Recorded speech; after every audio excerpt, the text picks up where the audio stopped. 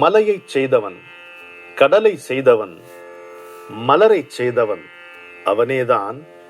மண்ணில் புல்லையும் புழுவையும் செய்து அவை மலர்ந்து வாழவும் வழி செய்தான். மலையைச் செய்தவன், கடலைச் செய்தவன், மலரை செய்தவன் அவனேதான். மண்ணில் புல்லையும் புழுவையும் செய்து அவை மலர்ந்து வாழவும் வழி செய்தான். நிலை எதுவானால் என்ன, அவனை நினைத்தால் நிம்மதி வருகிறது. நம் நிலை எதுவானால் என்ன, அவனை நினைத்தால் நிம்மதி வருகிறது. நான் மலரோ மண்ணோ புல்லோ புழுவோ மண்டியிட்டால் மனம் குளிர்கிறது.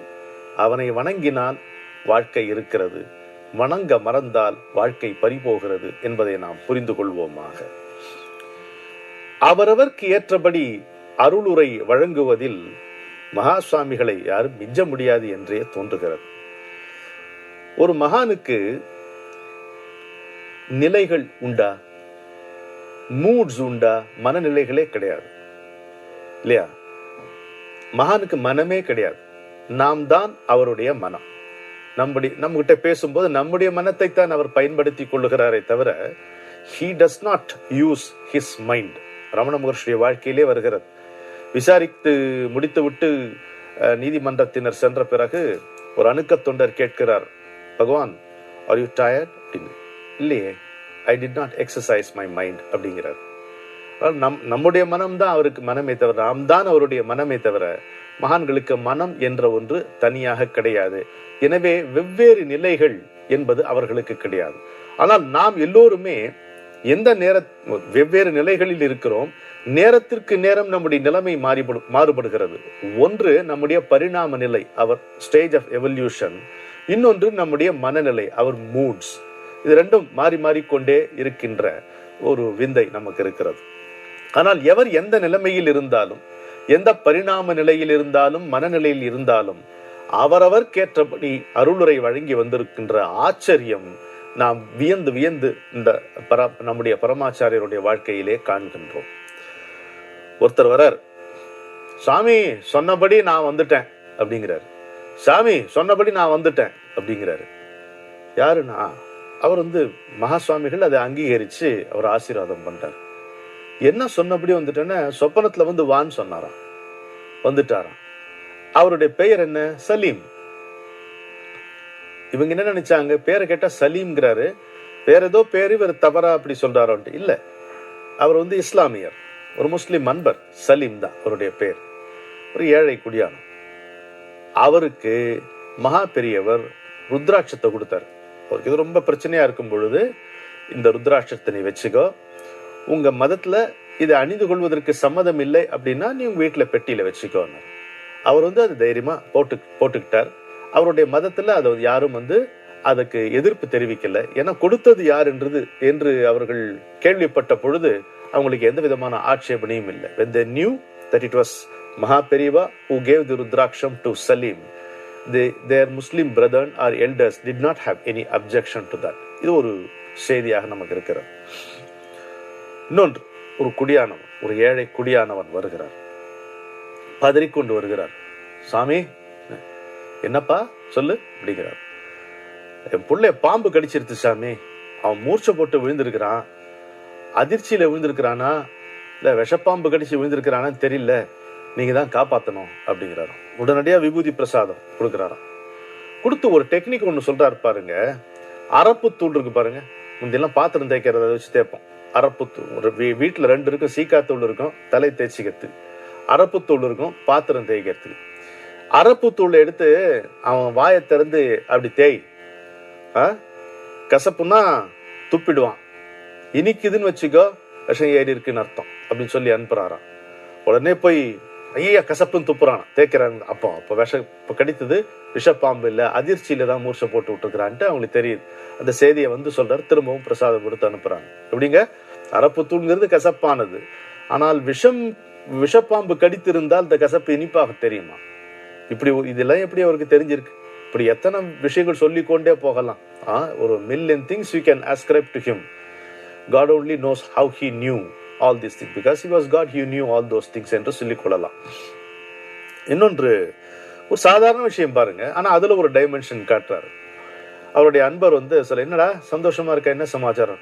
இல்ல பெரியவா, தயிர் சாதம் மிஞ்சி போயிருந்தது, நான் என்ன பண்ணேன், பசுமாட்டு கொடுத்துட்டு வந்தேன். ஆஹா, தப்புடா, பண்ணக்கூடாது. என்ன சுவாமி, பசுமாட்டு கொடுத்தா நல்லது? பசுமாட்டுக்கு கொடுத்தா நல்லதுன்னா அது கொடுக்கூடாதுடா. இன்னும் அதனுடைய பால்ல இருந்து வரக்கூடிய தயிர், அதுல பிசைஞ்ச சாதம் அதுக்கு கொடுக்க கூடாது. இதை நாய்க்கு தான் கொடுக்கணும். பசுமாட்டுக்கு புல்லு கொடுக்கணும், மீதி எல்லாம் போட்டு புண்ணாக்கு அந்த மாதிரி கொடுக்கணுமே தவிர இதை கொடுக்க கூடாதுங்கிறார். நம்ம இதை தெரிந்து வைத்துக் கொள்ள வேண்டும். அது சாத்வீகமான உணவு என்று நினைத்து கொண்டு அதை போய் நம்ம பசுவுக்கு கொடுக்க கூடாது. அது நாய்க்கு கொடுக்கலாம் என்று பெரிய உத்தரவாயிருக்கிறது.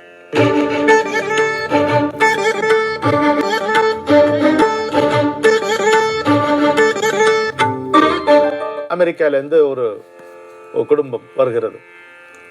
ஒரே அந்த முழுக்க முழுக்க நம்ம ஆட்கள் தான். ஆனா அங்க போயிட்டு வந்ததுனால அந்த பாதிப்பு அதிகமாக தெரியும். அதுவும் ஒரு சிறிய மடத்து சூழ்நிலையில் நீங்க பார்க்கும் பொழுது அந்த பாதிப்பு அதிகமாகவே தெரியும். அவர்கள் பேசுவது ஆங்கிலமாகத்தான் இருக்கும். அவர்கள் பேசுகின்ற தமிழும் ஆங்கிலமாகவே தான் தொனிக்கும் இல்லையா? அவருடைய உடை, நடை, பாவனை, பேசுகின்ற முறை அப்படி இருக்கும். நமக்கு ரொம்ப வித்தியாசமாக தெரியும். அதுல நமக்கு ஒரு சின்ன விகார உணர்வு. ஏன்னா நம்ம ஆட்கள் தானே, அங்க போயிட்டு இப்படி மாறிட்டாங்களே, நாமும் அங்க போய் ஒரு 6 மாசம் இருந்து நாமும் மாறுவோம். அப்படித்தான் இருக்கும். அந்த சூழ்நிலையெல்லாம் நாம் ஆட்கொள்ளப்படுவோம். அப்ப அந்த வந்திருக்கக்கூடிய அந்த குழந்தைகளும் வந்து ஒரே இங்கிலீஷ்ல தான் பேசுது, வார்த்தை கூட தமிழ்ல பேச வர மாட்டேன், ஏதோ கொஞ்சம் தத்தி கித்தி பேசுது. அந்த குழந்தைகளை கூப்பிட்டார். கொஞ்சம் உற்சாகம் அவர்கிட்ட போகிறது. அவர்கிட்ட இருப்பதே வந்து ரொம்ப சந்தோஷம் நினைக்கக்கூடிய குழந்தைகள் தான். குழந்தைகள் தானே. நான் ஒண்ணு சொன்ன நீ கேட்பியான்னு இங்கிலீஷ்லயே கேட்டாராம். சொல்லுங்க பெரியவாளை, சொல்லுங்க, நாங்க கேட்கறோம் அப்படின்னா. பாரு, நீ வெளியில எல்லாம் நல்லா இங்கிலீஷ்ல பேசிக்கோ, என்ன ஸ்கூல் போகும்போது இங்கிலீஷ்ல பேசிக்கோ, வெளியில சொசைட்டில மிங்கிள் பண்ணும்போது இங்கிலீஷ்ல பேசிக்கோ. ஆனா அப்பா, அம்மா, அப்புறம் குரு, அப்புறம் தெய்வம், இந்த 4 பேர்கிட்ட தமிழ்லயே பேசு அப்படின்னாரா அந்த குழந்தைகிட்ட. அது சரி சரி அப்படின்ட்டு. இனிமேலேருந்து நாங்க எங்க அப்பாட்ட தமிழ்ல தான் பேசுவோம், எங்க அம்மாட்ட தமிழ்ல தான் பேசுவோம், தாத்தா உங்ககிட்ட நாங்க வந்து இனிமே தமிழ்ல தான் பேசுவோம். ஓ, அப்புறம் காட் கிட்ட தமிழ்ல தான் பேசணும். ஏன்னா தமிழ் தான் உன்னுடைய தாய்மொழி. தாய்மொழி கடவுளுக்கு சமமானது சொல்றார் பெரியவர். தமிழ் தான் உங்க தாய்மொழி, தாய்மொழி கடவுளுக்கு சமமானது. எனவே அப்பாட்ட, அம்மாட்ட, குருட்ட, கடவுள்கிட்ட தாய்மொழியைத்தான் பயன்படுத்தணும். ரொம்ப ஒப்பற்ற குறிப்பா தெரியுது. வெறும் தமிழ் மட்டும் இல்லைங்க, யாருக்கு எந்த தாய்மொழியோ. He says you must address your father, your mother, your guru, your God only in your mother tongue என்று சொல்லுகிறார். அப்போ உடனே ஒரு கேள்வி வரும், உங்களுடைய குருவுக்கு வந்து தமிழ் தெரியல ஆனா நீ தமிழன்னா அது வேற விஷயம், அது விதிவிலக்குகள் வேற. உடனே விதிவிலக்குக்கு போகக்கூடாது. விதிச்ச ஒரு ரூல் என்னங்கிறத முதல்ல நம்ம பார்த்துக்கணும்.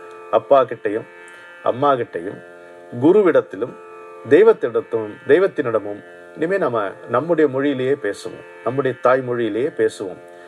நமக்கு தாய்மொழி தமிழ், நம்முடைய தாய்மொழி கடவுள் என்கின்ற நிலை நமக்கு இருக்க வேண்டும். அந்த நினைப்பு நமக்கு எப்பொழுதும் இருக்க வேண்டும்.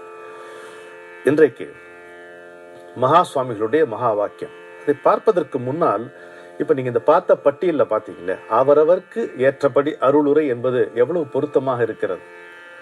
ஒரு இஸ்லாமிய அன்பர் அவனுடைய கனவுல போய் வேற என்ன சொல்லி இருக்கிறார், வான்னு கூப்பிடுறாரு, கூப்பிட்டவனுக்கு ருத்ராட்சம் கொடுத்திருக்கிறாரு, அதை போட்டு வைக்கிறார். அவனுடைய குறைகள் தீர்ந்தன. குறைகள் தீர்ந்ததுனால தான் திரும்ப சொப்பனத்துல கூப்பிடும்போது உடனே வந்து நிக்கிறான், வந்துட்டேன், நீங்க கூப்பிட்டா உடனே வந்துட்டேன் பாருங்க, நீங்க சொன்னபடி வந்துட்டேன் அப்படிங்கிறான். இது ஒரு நிலைமையா இருக்கு.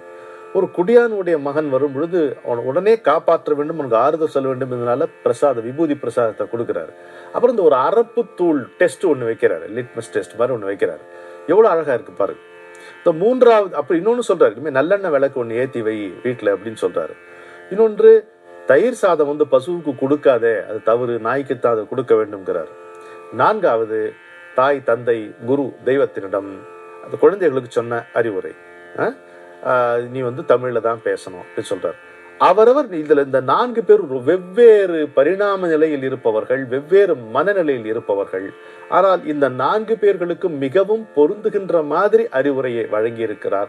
அவர்கள் புரியும் வகையில் அவர்களுடைய மொழியில் வழங்கி இருக்கிறார் என்பது நாம் ரொம்ப குறிப்பிடத்தக்கது, வணங்கத்தக்கது, வியக்கத்தக்கது. இதைத்தான் நாம் பயின்று கொள்ள வேண்டும். இன்றைக்கு மகா சுவாமிகளுடைய மகா வாக்கியம், தேகம் செய்த பிழைகளை தேகத்தால் தான் தீர்க்க வேண்டும், பரோபகாரமே பரிகாரம். என்ன அருமையான வார்த்தை பாருங்க. The sins or the mistakes committed with the body or through the body should be nullified only through the body. How? Paropakaram. By serving others, by serving the society. பரோபகாரமே பரிகாரம். இது சுலபமாக புரியும். தேகம் செய்த பிழைகளை தேகத்தால் தான் தீர்க்க வேண்டும், பரோபகாரமே பரிகாரம். ஏதோ தவறு செய்து விட்டோம் என்றால் அந்த தவறுக்கு சரியான பரிகாரம் இந்த உலக நன்மைக்காக, சமுதாய நன்மைக்காக, நம்மை சுற்றி இருப்பவருடைய நன்மைக்காக இந்த சரீரத்தை உழைப்பில் செலுத்துவதுதான் உண்மையான பரிகாரமாகும் என்கின்ற கொள்கையை நமக்கு கற்றுத்தருகிறார் காஞ்சி மாமுனிவர். உயிரை தந்தான் தயவே காட்ட, உடலை தந்தான் உழைத்தே ஓய, பயிரை வளர்த்தான் பலர் பசியார, பணிவோம் அவனை அவன் பதம் சேர. சரியா இருக்கா? உயிரை தந்தான். எதற்கு நமக்கு உயிரை கொடுத்திருக்கிறான்? உயிரினுடைய தலையாய குணம் என்னவென்று பார்த்தோம், தயை. அந்த தயவை காட்ட இந்த உயிர் அவனுடைய தயவு, அது பிரதிபலிக்க வேண்டியது வேற என்னவாக இருக்கும்? தயவை தவிர இல்லையா? அவனுடைய இரக்கம், அவனுடைய கருணை தான் இந்த உயிரினுடைய இருப்பு. இதனுடைய வெளிப்பாடு அந்த கருணையாகத்தான் இருக்க வேண்டும், இரக்கமாகத்தான் இருக்க வேண்டும், தயவாகத்தான் இருக்க வேண்டும். உடலை தந்தான் உழைத்தே ஓய. இந்த உலகம் ஓயாமல் சுழன்று கொண்டிருக்கின்றது, உழைத்து கொண்டே இருக்கின்றது. சூரியனை பாருங்க, மழையை பாருங்க, இயற்கையினுடைய சக்திகளை பாருங்க, எல்லாம் ஓயாமல் உழைத்து கொண்டே இருக்கின்றன. வடிவங்கள் இருப்பதும் வடிவங்களில் இல்லாததுமான சக்திகள் எல்லாமே ஓயாமல் உழைத்து கொண்டே இருக்கின்றன. நமக்கு உயிரும் தந்து ஒரு வடிவம் தந்தது, உடல் என்பதை தந்தது, நாமும் ஓயாமல் உழைத்து கொண்டே இருப்பதற்காகத்தான். எனவே உயிரை தந்தான் தயவை காட்ட, உடலை தந்தான் உழைத்தே ஓய, பயிரை வளர்த்தான் பலர் பசியார. இங்க இரண்டு விதமாக சொல்லலாம். உலகம் முழுக்க இயற்கை செல்வங்களை இறைவன் கொடுத்தது எதற்கு? எல்லா உயிரினங்களும் பகிர்ந்து உண்டு வாழ வேண்டும், இல்லையா? பிறர் பங்கை திருடுதல் பாவம், இல்லையா? பயிற்று உயிருண்டு வாழ்வீர், பிறர் பங்கை திருடுதல் பாவம் என்று சொல்லுகிறார். அதை நாம புரிந்து கொள்ள வேண்டும். நிறைவாக பணிவோம் அவனை அவன் பதம் சேர. இங்க பயிரை வளர்த்தான் பலர் பசியார என்னும் பொழுது நமக்கு எத்தனையோ செல்வங்களை அவன் கொடுக்கிறான். எதற்கு? நாம் உண்டு கொழுப்பதற்காகவா?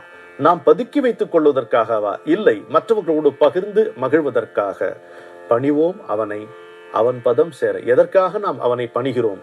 அவன் பதத்தை அடைவதற்காகவே நாம் பணிகிறோம் என்பதுதான் மகா சுவாமிகள் இன்றைக்கு சொல்லி இருக்கக்கூடிய மகா வாக்கியத்தினுடைய உட்பொருள் என்று சொல்லி மீண்டும் உங்களை சந்திக்க ஆவலாக இருக்கிறேன் என்று நிறைவு செய்கிறேன். வணக்கம்.